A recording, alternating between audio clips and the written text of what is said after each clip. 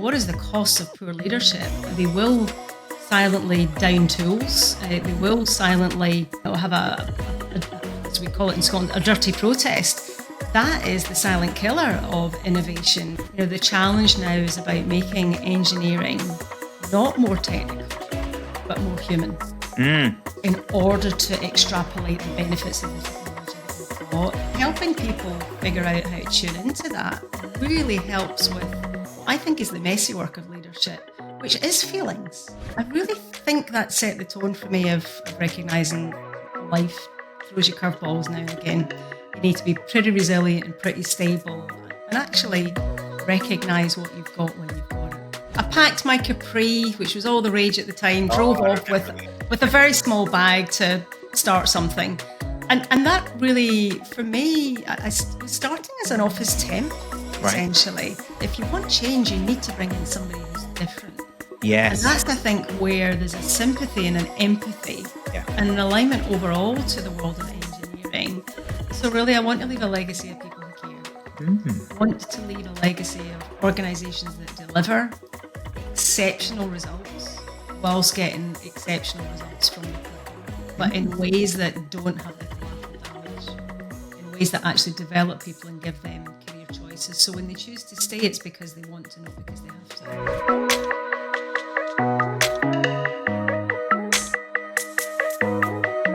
Every leader has a story to tell, and the Safe Leader podcast uncovers the diversity story behind leading figures championing change to make our world a better place. Join me, your host, Mark McBride-Wright, as we hear from business leaders, academics, entrepreneurs, and agents of change as they share their journeys of innovation, resilience, and transformation. Together, we explore how they embrace the principles of safe leadership, sharing, acting, feeling, and empowering to create safer, more inclusive environments for everyone.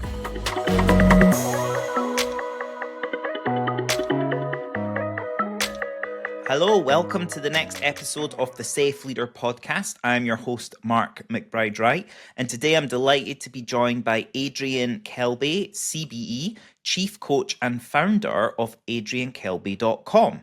So Adriènne is a globally respected leadership coach, strategic advisor, and former chief executive of the UK's nuclear regulator. A powerful advocate for diversity, psychological safety, and human-centered leadership, she brings a wealth of board experience from sectors including nuclear, oil and gas, social care, local government, and diverse small-medium enterprises. As the founder of adriennekelbie.com, Adriènne now helps leaders avoid the pitfalls of sticking to their comfort zones, unintentionally eroding trust and overworking instead of leading.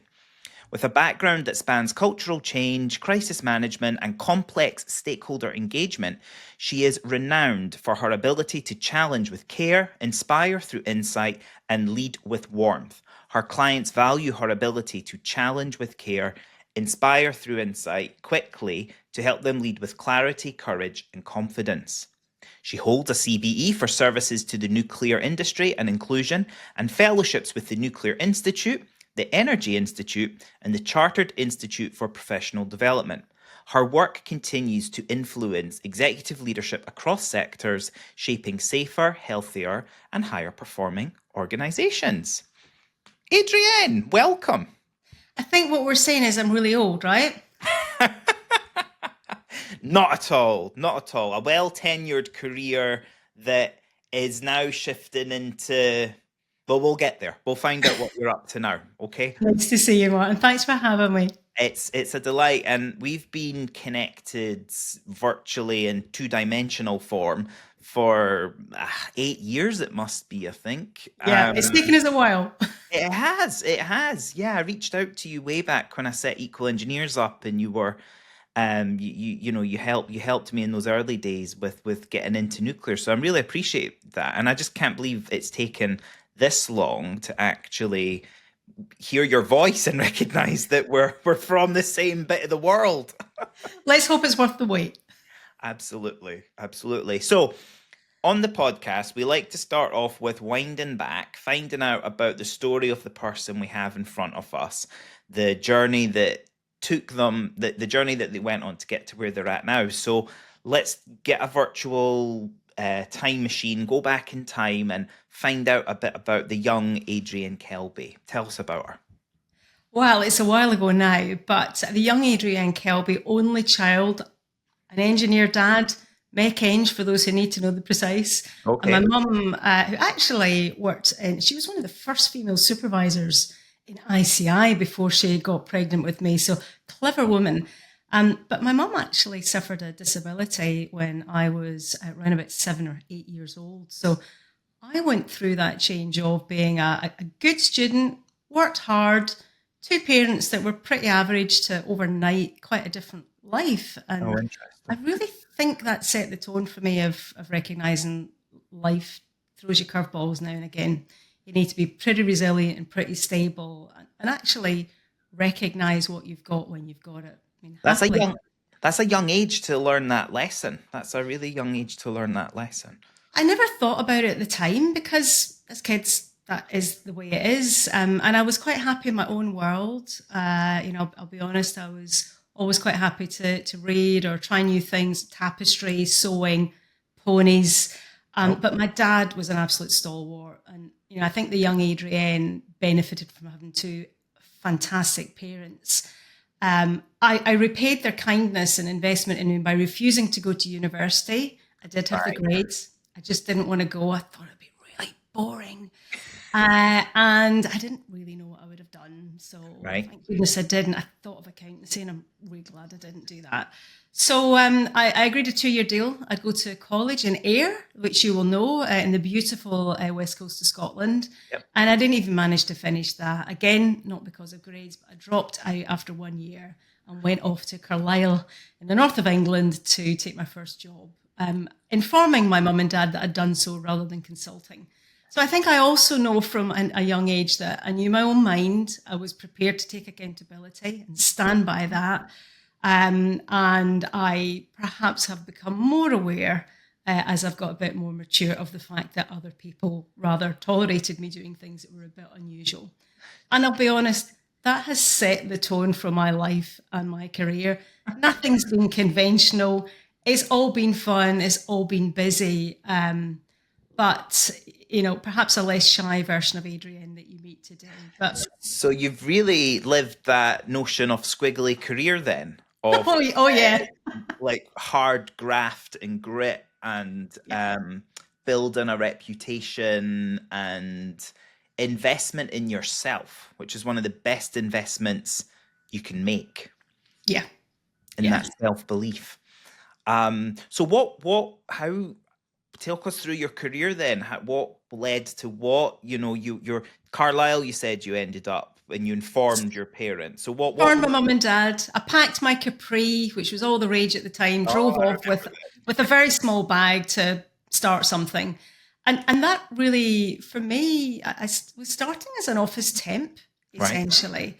I kept my ears open, not my mouth shut. People often think ears open, mouth shut is not. It's both, but in balance. I asked continuous questions. I think I was the only person at my grade that would say, why do we do it like that? And what did we do before it did it like this? And how does this work when it gets to the other end? So I was in secretarial and admin roles, which I swear make me efficient these days. I am my own PA, thankfully, so I've had some training at least in that. But I was always interested in the system and Yeah. always interested in why do people do the things that they do? So working in companies like Digital, which is an absolute behemoth in the day of innovation, I had access to VideoCon in the 90s. Oh, It wow. didn't work the way it does now, but I had to set that up. So seeing the future of possibility.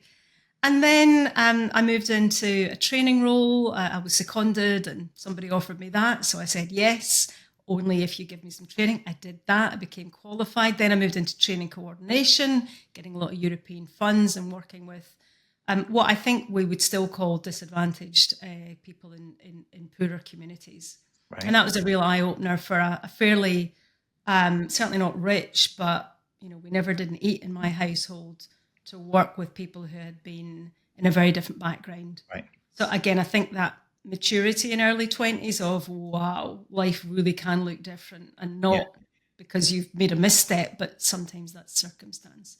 So I guess I was beginning to be perhaps a little bit more appreciative of all that I had still.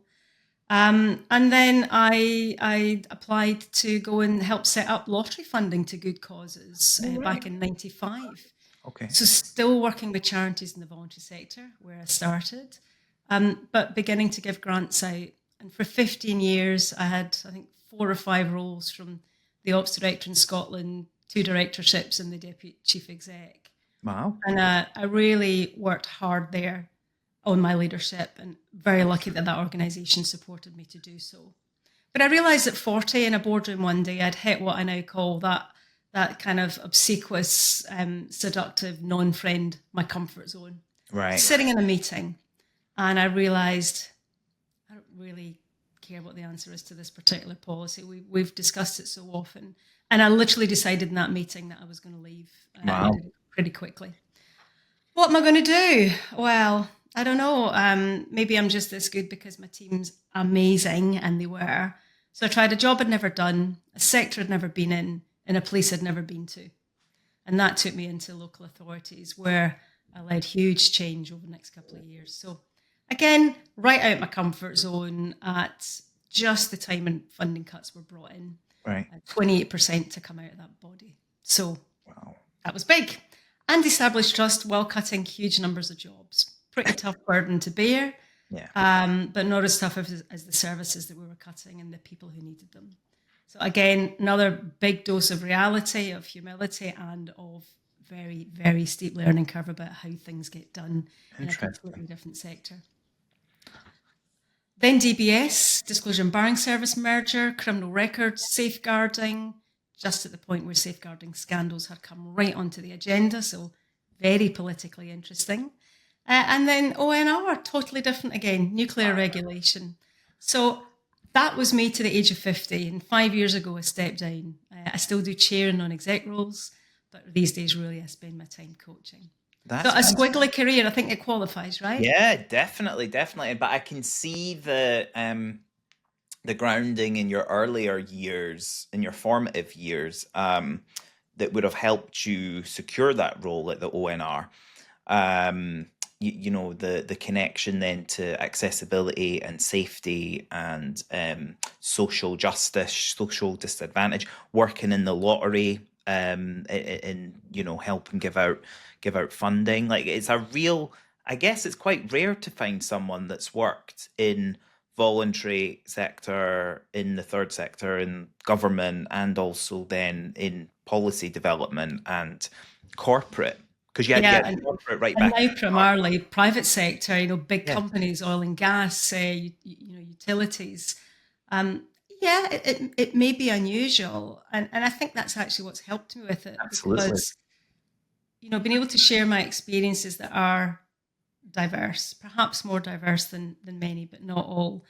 You know, feeling my way through roles when I don't know the answer to things, but I've really learned to trust what my emotions are telling me about situations, especially in high pressure, where we tend to turn off, you know, our emotional brain actually to lean into that. And there's that is a type of coaching, isn't it? It's like intuitional coaching or intuitional leadership. It's like listening to yourself, isn't it? It's like trusting your gut, which, as you say, sometimes for those of us that are quite fact-based, we ignore that part because we believe it to be irrational, but actually there's some truth in that, isn't it? And you've been in touch with that, it sounds like, each time you've made these pivots.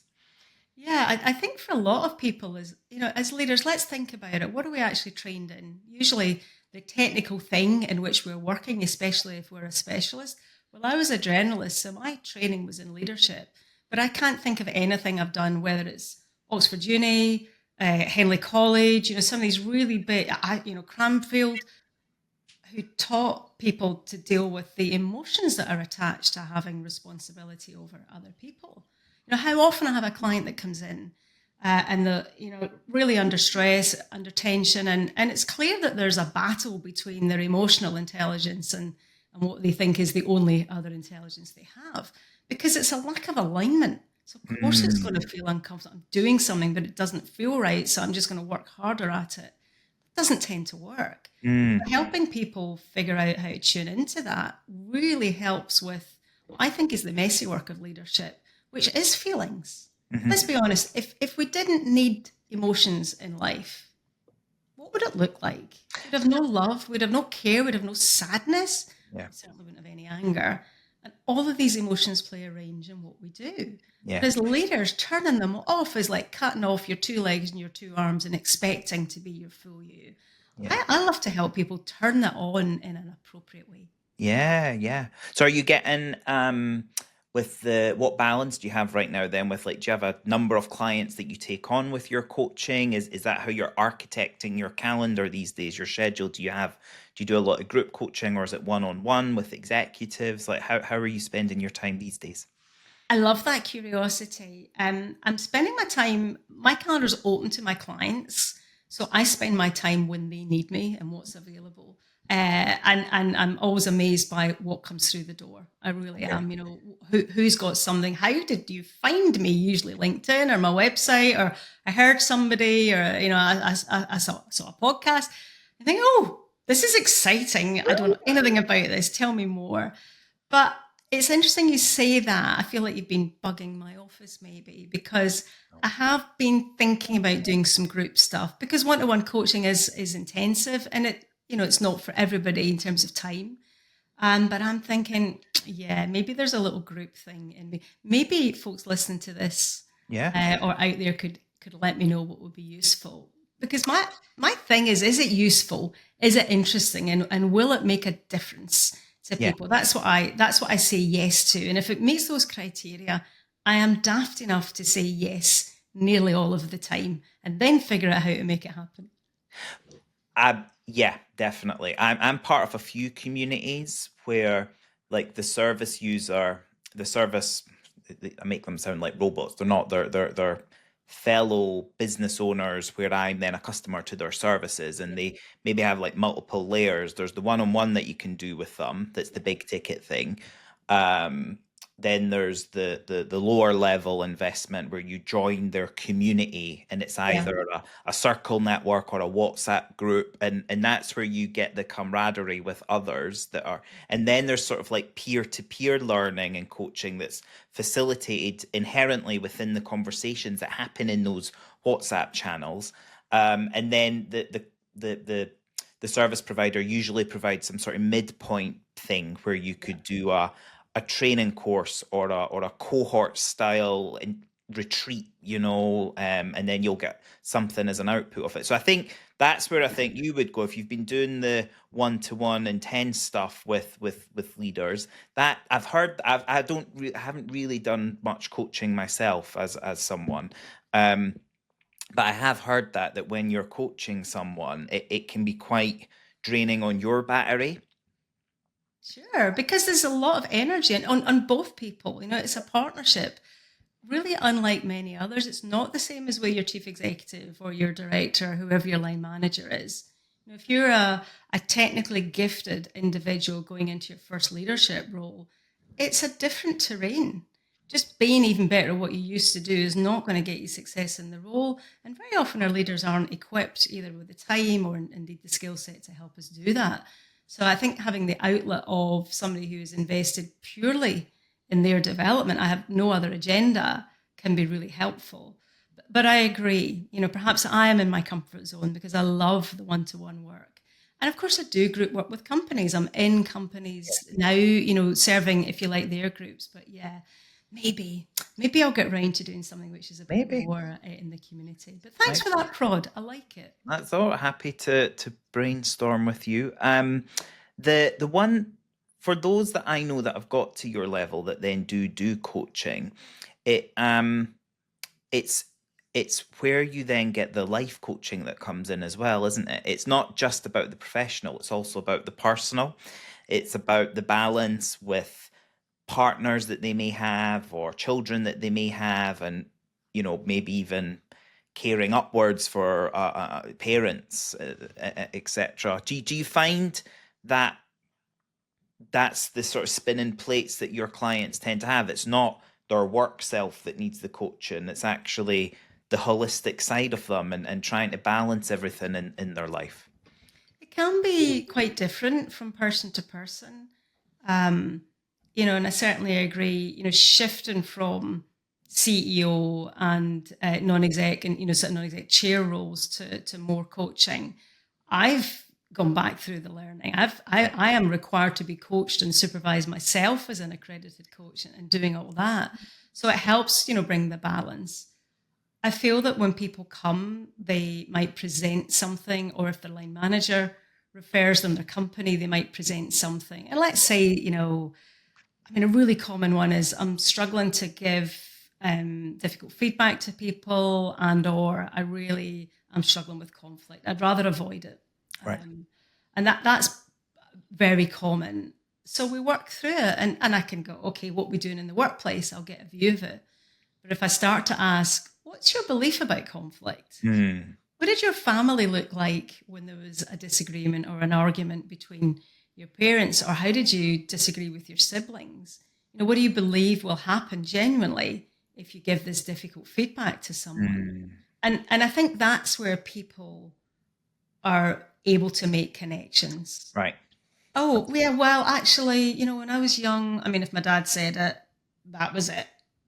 Okay, so when you're dealing with this older man who you think may be getting something wrong, but you're afraid to tell him, what do you see there? Oh, yeah. Okay. Yeah, so the good news is we've got a pattern that you're brilliant at. We've recognized that. We now just need to create a new one. And it feels a bit easy. You think, oh, I'm not an idiot. I'm not a dummy. I'm not doing something wrong. I just realize I've been trained for something different. And that can help people feel good about letting go of this, rather than, if we focus on the relationship between them and the current line manager, it's not going to change it. It's something much more deep rooted. Yeah. Like a summation of learned behaviors over time that's infused how they're showing up in the world just now. Yeah.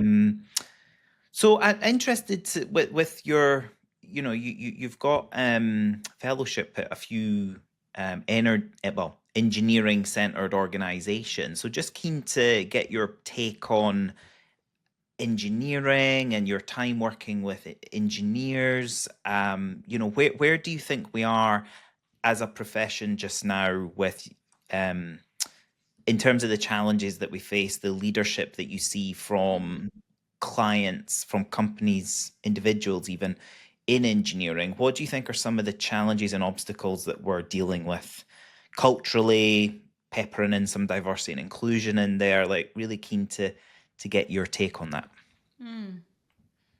It's a great question. And as I said, my dad was an engineer. So, I've sort of been raised with all of the positives about what engineers can achieve in the world. I then went even further and married an engineer as well. So, I've got some personal experience as well as work related. As we just said, it's important to bring these things together, isn't it? And I find engineering exciting. I'll be honest, if somebody had said to me, you could go to university and do engineering, maybe I'd have gone. And I now think, I'm not going to do it now. But actually, because what I observe is the ability to change the world. And I think engineering is shifting as a profession because of the technology that's available, the materials that are available. What my dad wouldn't have given to have some of the materials and CAD and 3D printing available to him now that he could only have dreamed of if he watched Star Trek, back when he was doing his apprenticeship. So I feel excited about a new breed and a new generation of engineers coming in with pre-programmed open minds about these kind of different opportunities. I think where engineering still has a challenge and needs to do more is in being open-minded and recognizing how innovation can happen. The world is built on engineering innovations, but they tend to have been from brilliant individuals motivated to do so rather than fully concerted efforts on the part of communities or companies. Interesting. And when I think of nuclear, for example, where I still do a lot of work in oil and gas, to help people shift to really creating innovative cultures requires the same kind of shift as we need for inclusive cultures. Yeah. I'm fascinated by the research on this. It is the same leadership behaviours that inculcate both. Well, why wouldn't we? Has got to be the answer. But I think the challenge now is about making engineering not more technical, but more human. In order to extrapolate the benefits of the technology that we've got. And I'm still frustrated that the training we're giving to engineers at most levels in their careers does not include people leadership. I don't mean process management. I don't mean safety management. I don't mean, how to manage the HR systems. I really mean that confidence to be with your team and your colleagues and your uppers and your stakeholders and have a really meaningful conversation that adds value. And let me ask you, engineering may be different to all the other professions, but how many meetings are a waste of time? Yeah. How many conversations do you walk away from thinking, I think I know what you meant. I don't know. I think, I'm not sure. I'll just keep my head down. I'm sure it'll be fine. Somebody will say something if it's really bad, won't they? Or I have no idea what the board does around here. Who knows what that change is all about? And being better engineers is important, but it's not the whole story. We need to be better leaders to allow the better engineers to change the world. Yeah. I'm so happy to hear you say that, because that's the way I felt being a safety engineer, but also being quite an extroverted, personable engineer as well, and not too much on the technical in with the numbers, and then in setting up and doing what I've done in diversity, seeing like that big chasm, that big gap in capability to be an effective people leader, because usually engineers have gotten to where they're at based on their technical acumen. Of course. But then, as to your point, they've not had the people leadership development. So then we're surprised when we've got a profession of leaders that are low on the EQ side of things, and I think that's the rebalance that's needed. And so I'm the little dip in the ocean that we're trying to make is the Safe Leader training course that we've devised on the back of my book, where the framework SAFE stands for Share, Act, Feel, Empower.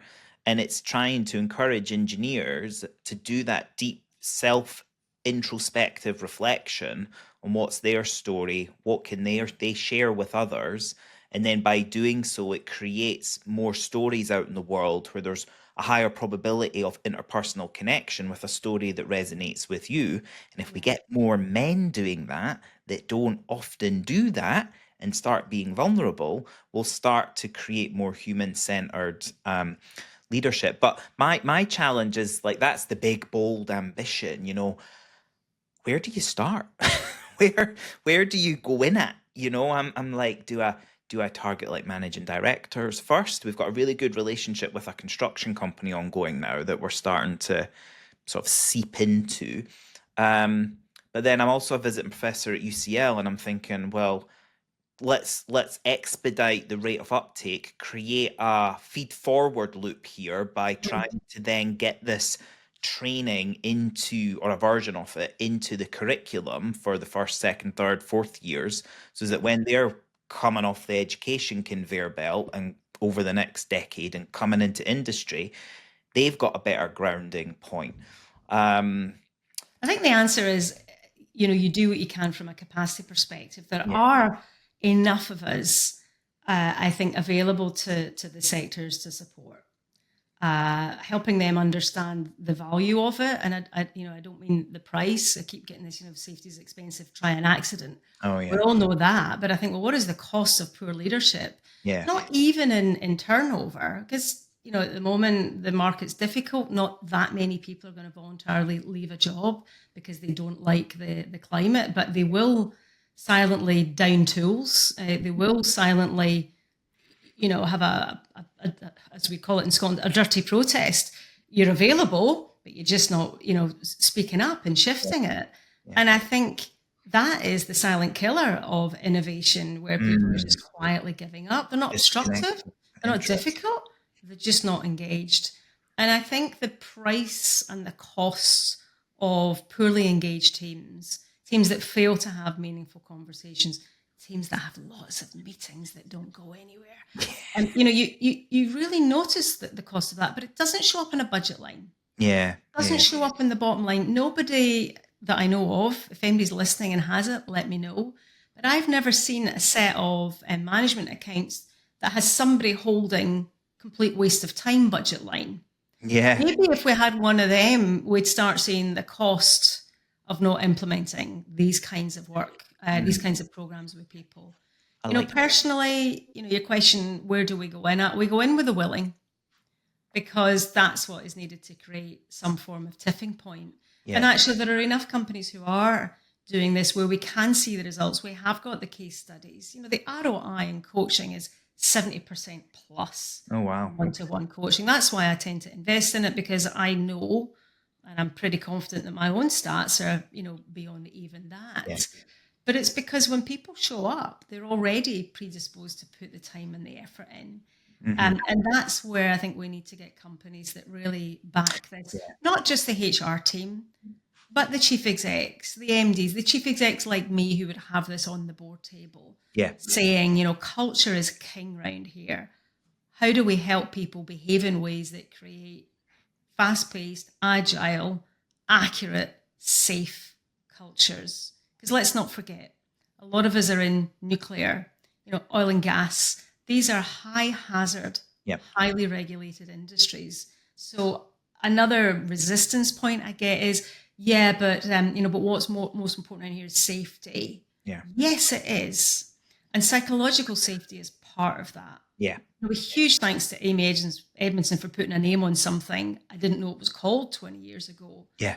This sense of, if you have teams who speak up, not just can speak up, not just are told to speak up, but actually speak up, then your chance at safety and reliability exponentially improve. That requires us to lean into conflict. It requires us to lean into the fear of upsetting somebody or hurting their feelings or maybe being wrong. And those are human skills. Those are the things that we have to help people do more. I like your point that you said a moment ago about there are enough of us at the moment to make it happen. I think what's lacking is the coordination or the centralized vision, and then translating that through into then the action. And I guess that's what I'm trying to do, actually. That is fundamentally what I'm trying to do with the Safe Leader, with Eco Engineers, being a safety engineer by background and a fledgling DEI practitioner. And I wonder, and I still believe, actually, even in the world that we're in now, with things going more to the right in some countries, that by that alignment with safety, certainly for engineering, it means the uptake is going to be more successful, I think. You're speaking to engineers in the language that they understand. Yeah, I mean, if you go to a foreign land, you can't speak in your own language. Well, you can.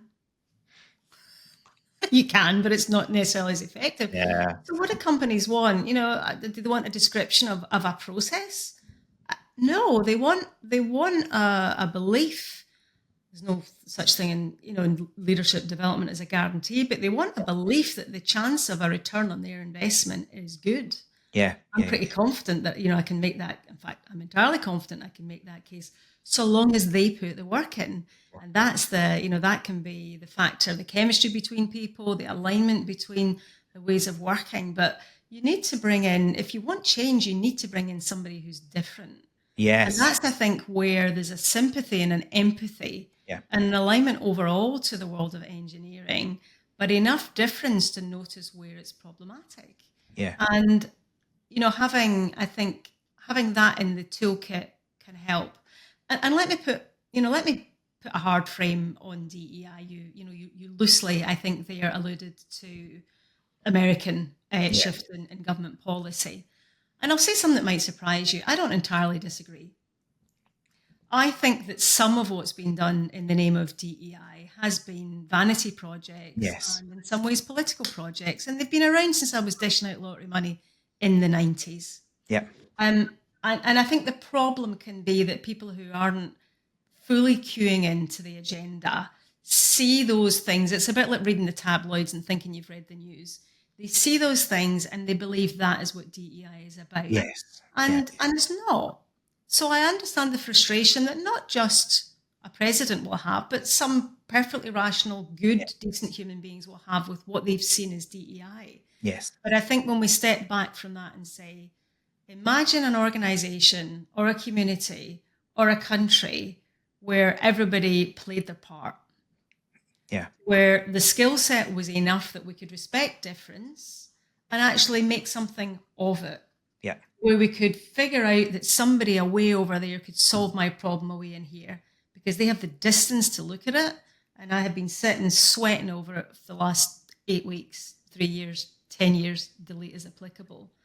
And that, positively targeted DEI work is actually about helping companies get competitive advantage and helping communities work in ways that are safer and better for everyone, not the minorities, but for everyone. Yeah. That's what I wish I could get over. So maybe slightly provocative. I hope some of this isn't taken out of context in a short soundbite, but we need to recognize the fact that it's been in some ways misused and abused, and that's given perhaps the whole thing a bad name, and that's unfair. It's definitely in the what this shift in everything has led to is the introspection of the diversity practitioner community to think, where did we go wrong? Where were we not framing the discussion argument correctly, and I now realize in retrospect, pre-George Floyd, that in 2018, when I then shifted from running a LGBT organization to then setting up a company to focus on multiple diversity strands, I could sense it coming.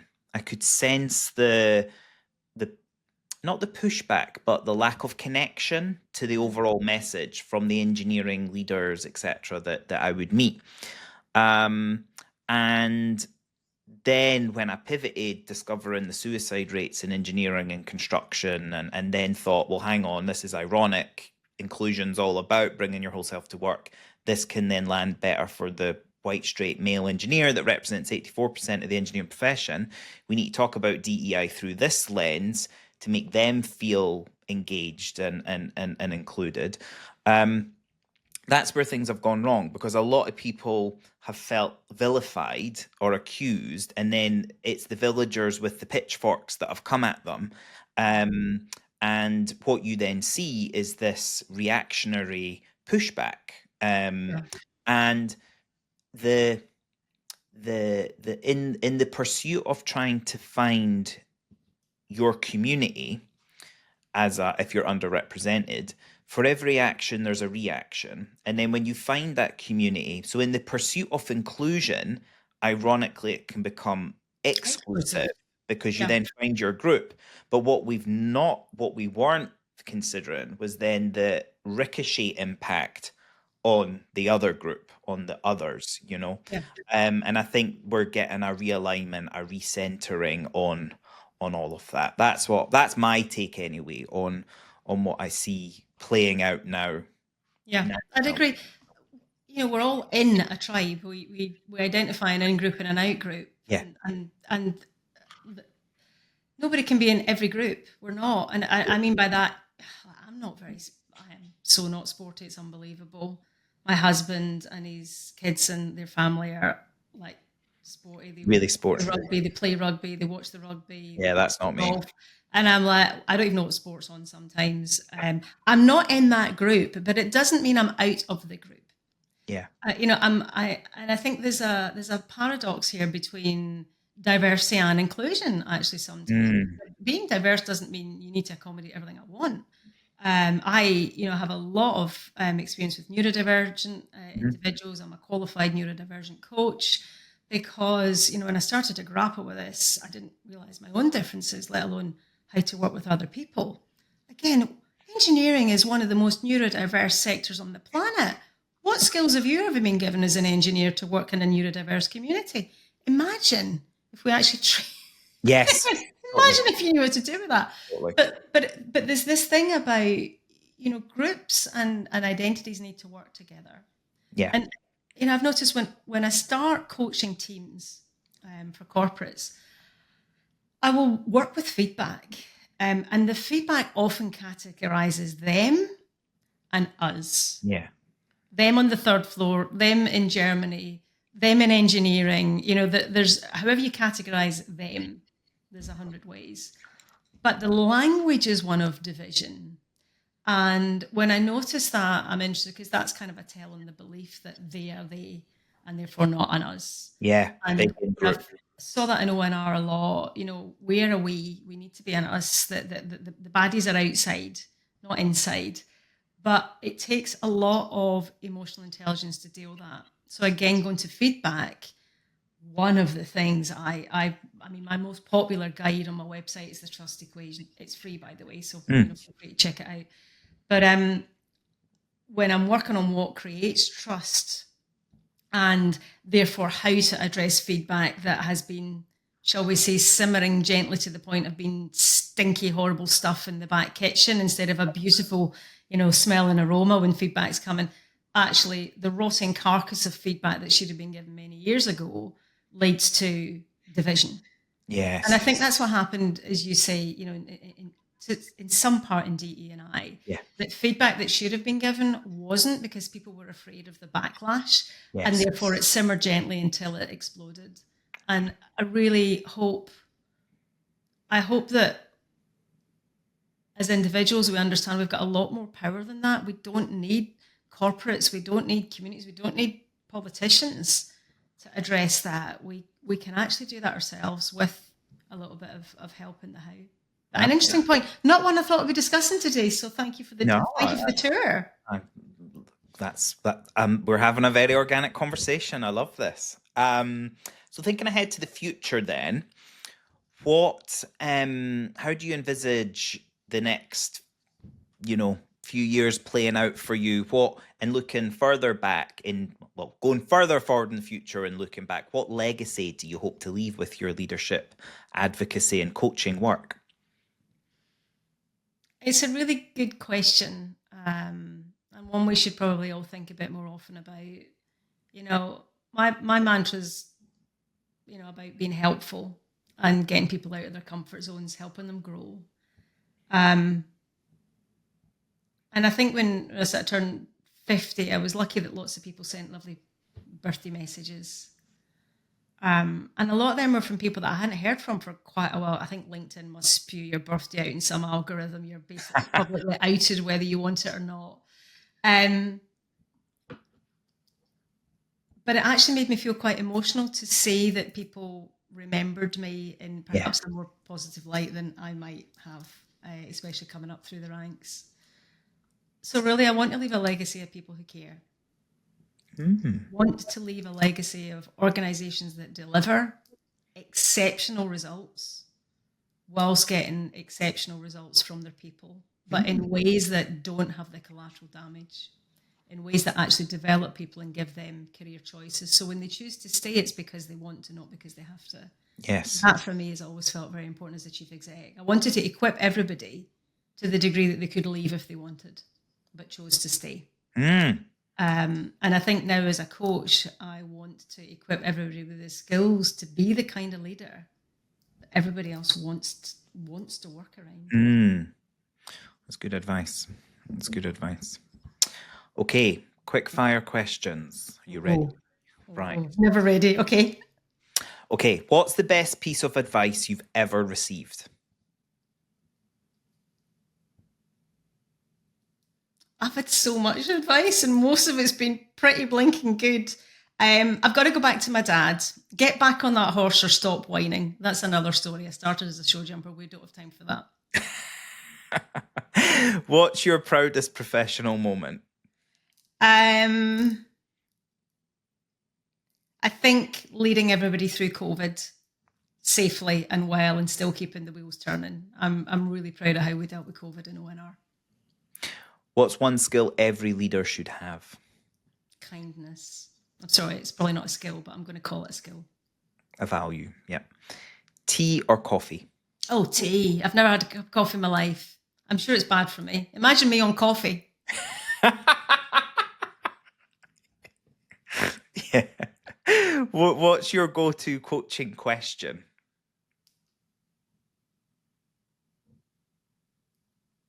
What's the feeling behind that? If you could have dinner with any leader or thinker, past or present, who would it be? I don't know, because I'm really looking forward to having dinner with my mum in a few weeks because I don't live near her. I wouldn't say she's a leader or a thinker, but she's one of the loveliest people on the planet. So I'm going to go with my mum. What's the one thing you do to unwind? Well, I'm very fortunate. I live in a warm climate. So getting some sun with a cup of tea or an occasional cocktail. And a big thing where I'm completely switched off is when I scuba dive. I Oh, love seeing the fish and the reefs and whatever is out there. It's impossible to be thinking about your email or your client's problem, and clearly there is no phone notification at 30 feet. So I'm very happy when I go scuba diving. what's the most exciting conversation you've had recently? Tons. Honestly, aren't conversations with people who want to develop exciting? It's my kind of purpose in life. Well, I think I can say it out loud because it's gone live today. I've been having some very exciting conversations with Atkins Realis, one of their teams, and we've just gone into contract. Oh, great. Leadership development. So I'm quite excited about that. Congratulations. Yeah, I'm always excited about the opportunity to work with folks. Fabulous. What's one book or resource that shaped your view on leadership? Oh, I mean, have I got it here? I think it's in my other bookcase. Simon Lancaster, any of his books, frankly. Language of Leadership. He's a #1 TED talker. Look him up. Okay. Simon Lancaster, Language of Leadership, changed the game for me. I read it at 39, I think. In fact, I mentioned in it, he was still quite new, and I think I did a review of the draft copy. But he's an awesome speech writer, an amazing connector. So yeah, Simon's book, all of them, fantastic. Okay, I'll look them up. And finally, what advice would you give your younger self, fresh into leadership?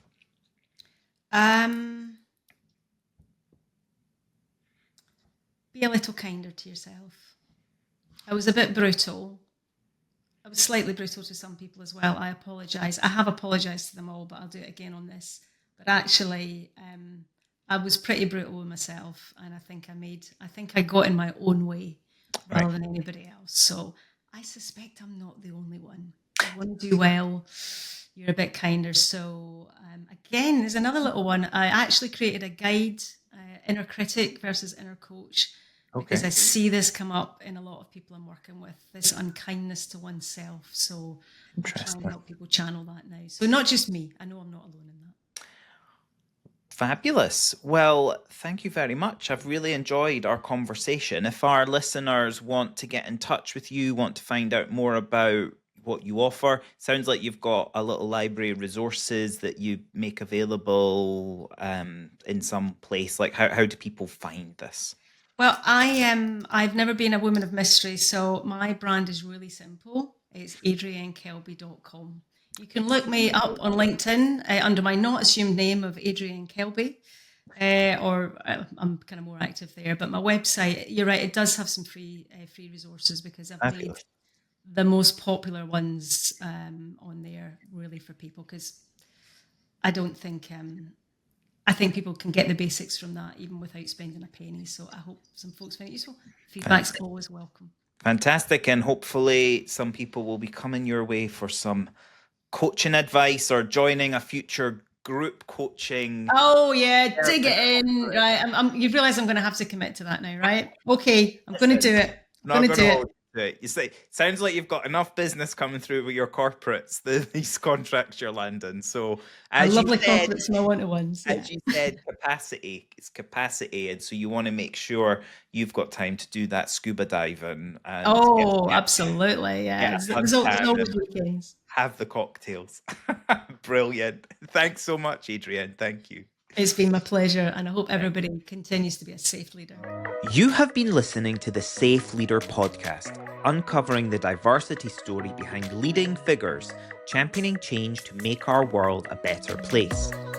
If you have enjoyed the episode, please subscribe to the Safe Leader podcast on your podcast platform of choice and get notified when a new episode goes live. Did you know that we also offer a full transcript on each of our podcast episodes? Check out my website, markmcbridewright.com. Here, you can also explore the training, coaching, and keynote speaking services I offer. And whilst you're there, why not join the Safe Leader community by subscribing to the Safe Leader Insights mailing list? Thank you for listening, and please come back and join us on a future episode.